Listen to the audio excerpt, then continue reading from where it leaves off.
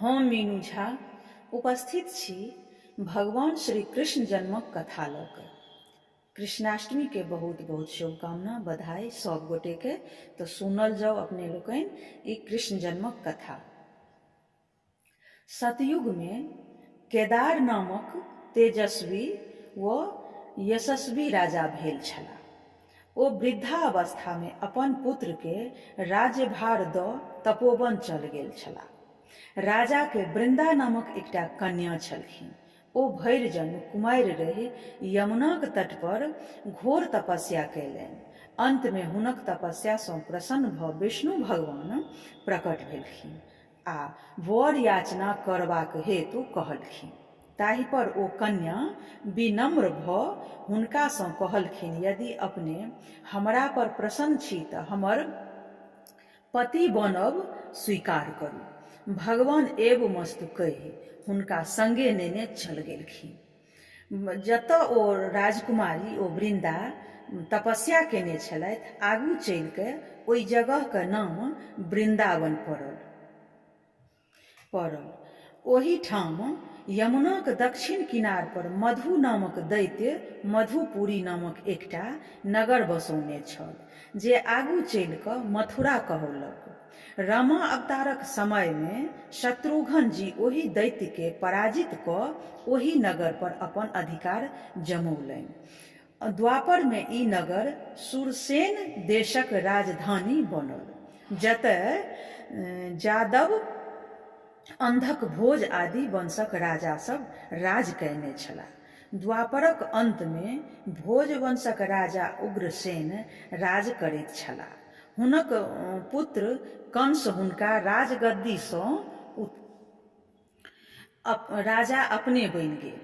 कंस के एकटा देवकी नामक बहिन छल, जकर विवाह अपन मित्रवर यदुवंशी क्षत्रिय वासुदेवक संग कयलक। जखन देवकी सासुर जाइत रहथि तखन भविष्यवाणी भेल जे जाहि बहिन कऽ तू एतेक स्नेह सँ पहुँचाबय जाइत छह, तकरे कोखि में तोहर काल बसैत छह। ओकरे गर्भ सँ उत्पन्न 8म बालक तोहर प्राण हरत। ई सुनितहि कंस अपन म्यान सँ तलवार निकालि वासुदेवक हत्या करक हेतु ओतऽ आगू जाकऽ ठाढ़ भऽ गेल। तखन देवकी हुनका सँ अनुनय विनय करय लगली जे वासुदेव के छोड़ि देबै के लेल कहलखिन।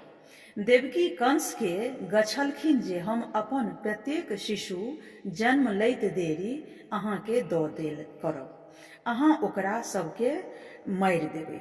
एहि लेल बहिनोई के मारनाइ व्यर्थ हैत।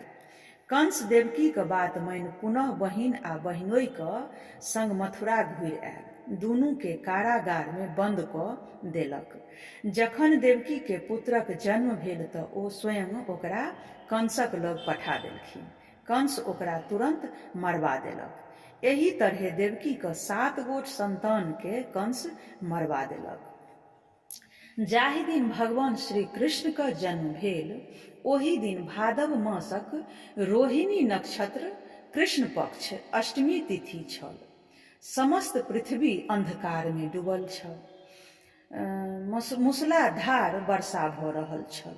जाहि कोठरी में देवकी आ वासुदेव बंद रहथि, ताहि में आकाश मार्ग सँ एकटा प्रकाश भेल। ओही प्रकाश में दुनू गोटे देखलखिन जे सामने शंख, चक्र, गदा, पद्म युक्त चतुर्भुज भगवान ठाढ़ छथि। ओ दुनू गोटे साक्षात भगवान के ठाढ़ देखि हुनकर चरण पर खसला। तखन भगवान कहलखिन, आब हम नव जन्मल शिशुक रूप धारण कऽ रहल छी, किंतु हे वासुदेव, अहाँ हमरा तुरंत अपन मित्र नंद जी के घर वृंदावन दऽ आउ।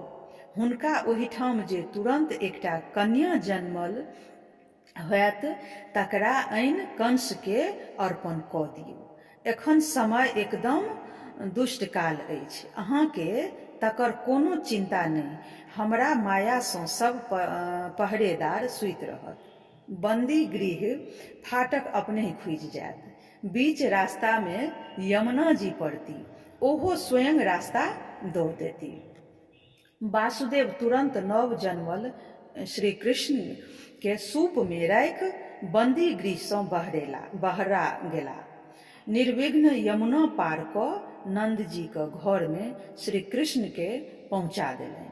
नंद जी अपन मित्रक कर्तव्य पालन में कनियो आनाकानी नहि कऽ अपन स्त्री यशोदाक गर्भ सँ तत्काल जन्मल अपन पुत्री चंडिका के वासुदेवक सूप में सुता देलनि।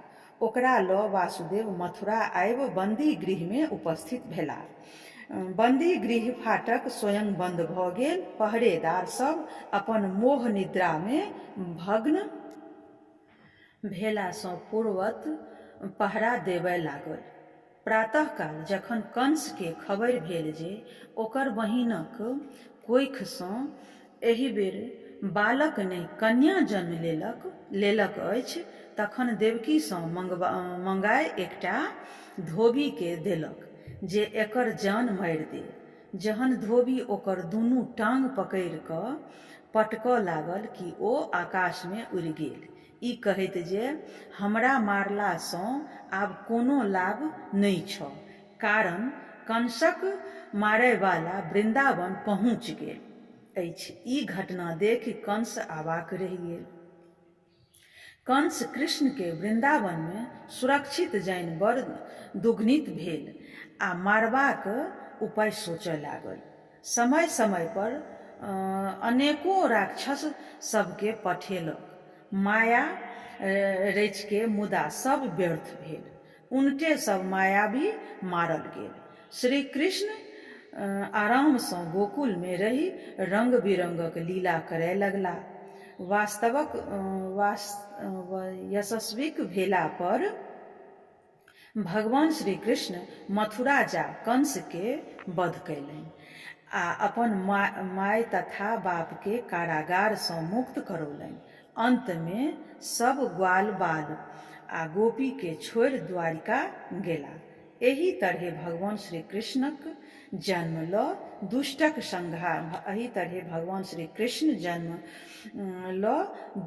संहार कय आ भक्तक रक्षा कयलनि।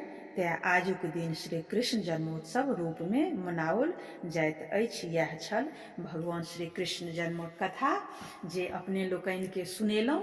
एहिमे जे किछु भी त्रुटि भेल हुए ताहिके लेल क्षमा चाहब।